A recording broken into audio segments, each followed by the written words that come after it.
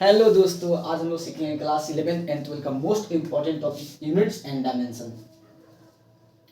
All board exam and competitive exam में ये questions आपको अक्सर देखने को मिलेंगे। तो आज हम लोग इसको हम बेसिक वे में सीखेंगे, ठीक है। मास का यूनिट होता है केजी, लेंथ का मीटर एंड टाइम का सेकेंड। जब इसको हम लोग डायमेंशन के फॉर्म में लिखते हैं तो मास को लिखते हैं कैपिटल एम से, लेंथ को एल से एंड टाइम को टी से। अगर किसी भी फिजिकल क्वांटिटी का अगर हमको डायमेंशन लिखना है तो उसको हम लोग हमेशा स्क्वायर ब्रैकेट के अंदर लिखते हैं और एम एल टी के फॉर्मेट में लिखते हैं। इन दैट केस अगर एम इन्वॉल्व नहीं है या फिर एल या फिर टी तो उसको हम लोग एम नॉट, एल नॉट और टी नॉट से रिप्रेजेंट करते हैं, ठीक है। जैसे एग्जांपल की बात करें एरिया की, तो एरिया का यूनिट होता है मीटर का स्क्वायर, है ना। तो इसका डायमेंशन क्या हो जाएगा, एम नॉट एल के पावर 2 टी के पावर 0। सेकेंड वन बात करें वॉल्यूम की, तो इसका यूनिट क्या हो जाएगा, यूनिट होता है मीटर का क्यूब। इसका डायमेंशन हो जाएगा m0 l के पावर 3 और t के पावर 0, ठीक है। एंड थर्ड वन बात करें डेंसिटी, तो डेंसिटी का जो फॉर्मूला होता है वो होता है मास अपॉन में वॉल्यूम। मास अपॉन में वॉल्यूम, मास का होता है केजी और वॉल्यूम का होता है मीटर क्यूब। तो इसका डायमेंशन क्या हो जाएगा, ml3 t के power 0, okay. And fourth one is velocity, unit क्या होता है मीटर प्रति सेकंड। तो मीटर के लिए हो जाएगा कैपिटल एम एल टी के पावर माइनस का 1, है ना। एक्सीलरेशन,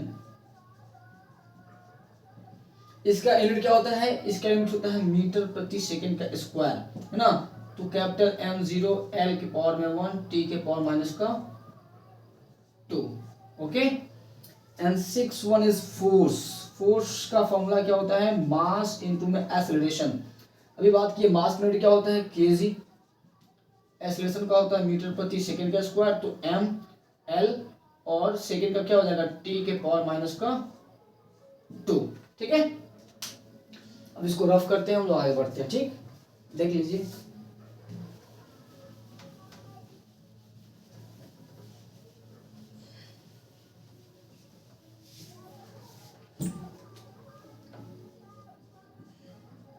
वर्क मतलब कार्य, कार्य का क्या होता है फोर्स इनटू में डिस्प्लेसमेंट।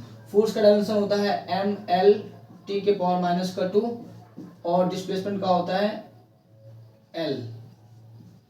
तो हो गया एम एल इंटू में एल क्या हो जाएगा एल स्क्वायर टी के पावर माइनस का 2, ओके। टॉर्क देखिए, टॉर्क इसका भी क्या होता है फोर्स इनटू में डिस्प्लेसमेंट, परपेंडिकुलर डिस्प्लेसमेंट होता है तो इसका भी डायमेंशन ये हो जाएगा एम एल स्क्वायर टी के पावर माइनस का 2, ठीक है। एक होता है इम्पल्स, इसका होता है फोर्स इनटू में टाइम। तो फोर्स का क्या होता है एम एल टी के पावर माइनस 2 इंटू में टी, तो एम एल टी के पावर माइनस का 1 इसका डायमेंशन हो गया, ठीक है। चलिए इसको भी रफ करते हैं, देख लीजिए।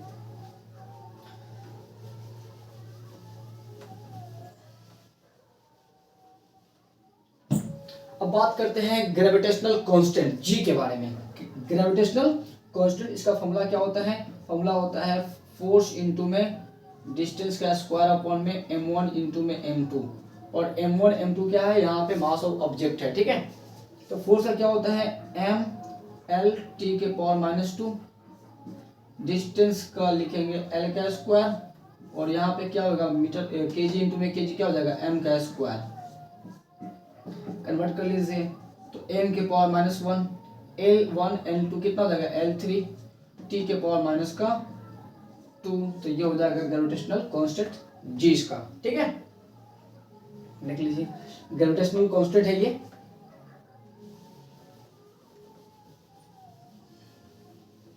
एक होता है universal gas constant, universal gas constant जिसको रिप्रेजेंट करते हैं आर से, और इसका फॉर्मूला क्या होता है पीवी इक्वल टू में एन आर टी। इस आर का अगर मान निकालिएगा तो क्या आएगा पीवी अपॉन में एन टी। पी क्या है, पी है आपका प्रेशर, पी क्या है पी प्रेशर, उसका फॉर्मूला होता है फोर्स अपॉन में एरिया। फोर्स का होता है एम एल टी के पावर माइनस 2 और एरिया का होता है एल स्क्वायर। तो अगर हम प्रेशर के डायमेंशन निकालें तो क्या आ जाएगा m l माइनस का 1 और t के पावर माइनस का 2, ये है प्रेशर का। तो जहाँ पे प्रेशर लिखा है वहाँ पे लिख दीजिए m l माइनस 1 t के पावर माइनस 2। वॉल्यूम का होता है l क्यूब, n होता है मोल यानी MOL, t यानी ये रहा इसका, ऐसा कन्वर्ट कर लीजिए। तो m l minus 1 l plus 3 कितना हो जाएगा L2 t के पावर माइनस 2 और t के पावर माइनस 1 कितना हो जाएगा माइनस 3, और ये लास्ट में लिख दीजिए MOL माइनस का 1। ये रहा यूनिवर्सल गैस कांस्टेंट जिसको रिप्रेजेंट करते हैं कैपिटल R से, ठीक है। तो इसका ये रहा डायमेंशन। ये सब क्वेश्चन बहुत इंपॉर्टेंट है, एग्जाम में पूछे जाते हैं।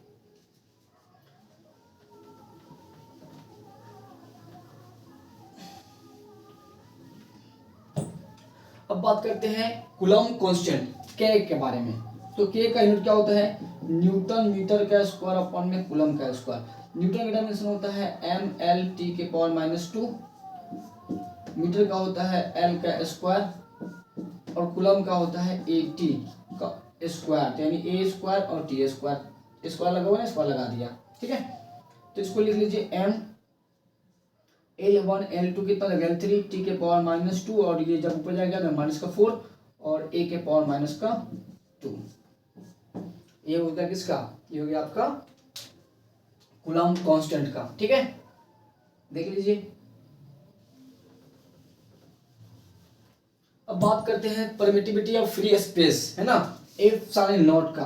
तो इसका मतलब क्या होता है, इसका मतलब होता है कूलम्ब का स्क्वायर अपॉन में न्यूटन मीटर का स्क्वायर। ओके, तो कूलम्ब का होता है 80, स्क्वायर लगा दीजिए ml t के पावर माइनस का 2 और मीटर के लिए l स्क्वायर, है ना। a का स्क्वायर क्या हो जाएगा a square t square ml 3 और t के पावर माइनस का 2।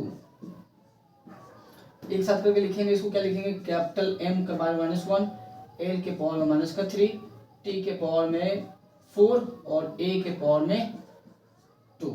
ओके, तो ये है परमिटिविटी ऑफ फ्री स्पेस। मिटा दें, चलिए देख लीजिए।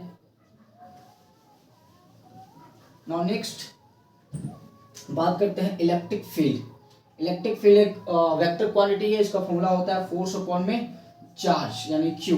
फोर्स का होता है ml t के पावर माइनस 2 और चार्ज का होता है at। तो अगर इसको लिखिएगा अच्छे से तो ml t के पावर माइनस का 3 और a के पावर में माइनस का 1, ये आया इलेक्ट्रिक फील्ड का। इलेक्ट्रिक फ्लक्स को रिप्रेजेंट करते हैं फाई से, इलेक्ट्रिक फ्लक्स को रिप्रेजेंट करते हैं फाई से, और इसका फॉर्मूला होता है E a cos थीटा। तो E का डायमेंशन क्या निकाला मैंने, ml t के पावर माइनस 3 a के पावर माइनस का 1 और एरिया का होता है l स्क्वायर, और cos थीटा का कोई मात्रक होता नहीं है, तो ml के पावर में 3 t के पावर माइनस का 3 a के पावर माइनस का 1, ये आ गया इलेक्ट्रिक फ्लक्स का डायमेंशन। ओके, एक है electric dipole moment. Electric dipole moment इसको रिप्रेजेंट करते हैं P से, ये है इलेक्ट्रिक डायपोल मोमेंट। इसका फॉर्मूला होता है Q इंटू में मीटर, यानी भाई Q का हो गया 80 और इसका हो जाएगा L, तो लिख सकते हैं m0 ATL। ये है इलेक्ट्रिक डायपोल मोमेंट, ये भी पूछा जाता है एग्जाम में, है ना, इलेक्ट्रिक डायपोल मोमेंट। देख लीजिए।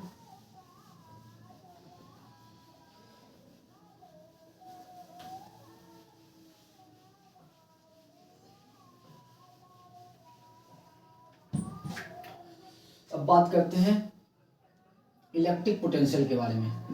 इलेक्ट्रिक पोटेंशियल कैपिटल V के बारे में। तो V बराबर होता है W/Q, है ना, और W का हम लोग डायमेंशन निकाल चुके थे, क्या था ml स्क्वायर t के पावर माइनस का 2 और चार्ज का क्या होता है at। तो क्या हो जाएगा ml के पावर 2 t के पावर माइनस का 3 a के पावर माइनस का 1। ये आ गया किसका, ये आ गया आपका इलेक्ट्रिक डायपोल मोमेंट का। अब यहाँ से रेजिस्टेंस का हम निकाल लेते हैं। रेजिस्टेंस इसको कहीं पे लिख लेते हैं साइड में, क्योंकि इसका जरूरत पड़ेगा अभी। ml स्क्वायर t के पावर माइनस का 3 a के पावर माइनस का 1, ये रहा आपका इलेक्ट्रिक पोटेंशियल का, ठीक है। तो इसको मिटाते हैं। अब बात करते हैं आर। ये है आपका रेजिस्टेंस। रेजिस्टेंस जो फ्लो ऑफ करंट को रोकता है ना, अपोज करता है। तो इसका फॉर्मूला क्या होता है अकॉर्डिंग टू ओम्स लॉ? अगर हम बात करें तो V टू आई आर होता है, V बराबर आई टू आर। तो आर का मान निकालें तो क्या आ जाएगा, V बाई आई। तो डायमेंशन ऑफ रेजिस्टेंस V का क्या है, एम एल स्क्वायर टी के पावर -3 ए के पावर -1, और करंट का होता है A, ठीक है। तो क्या हो जाएगा रेजिस्टेंस का, एम एल के पावर 2 टी के पावर -3 और ए के पावर -2। ये आपका रेजिस्टेंस का आ गया है ना। तो रेजिस्टेंस का भी यहाँ पे लिख लेते हैं, क्योंकि इसका भी जरूरत पड़ने वाला हम लोग को, एम एल स्क्वायर टी के पावर -3 ए के पावर -2, ठीक है। और इसको रख करते हैं, यहाँ पे कॉपी कर लिया क्योंकि इसका जरूरत पड़ेगा भी, ठीक है।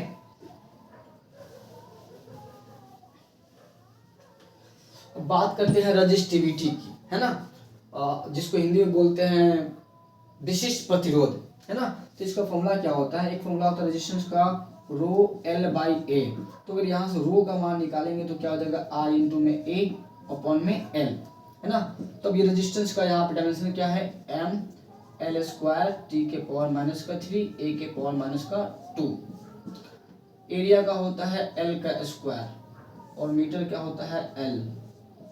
तो एक एल से एक एल कैंसिल हो जाएगा, तो क्या बचेगा, एम एल के पावर में 2 और एक कितना हो जाएगा 3 टी के पावर -3 और ए के पावर -2। ये आ गया रजिस्टिविटी का। ये भी बहुत इंपॉर्टेंट क्वेश्चन है ना। तो ये रजिस्टिविटी का है, देख लीजिए।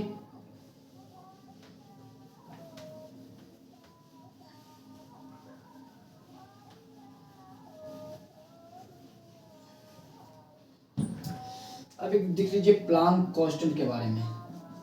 प्लांक कांस्टेंट, जो फोटोन का एनर्जी का फॉर्मूला होता है वो E बराबर होता है एस भी एस है, ठीक है।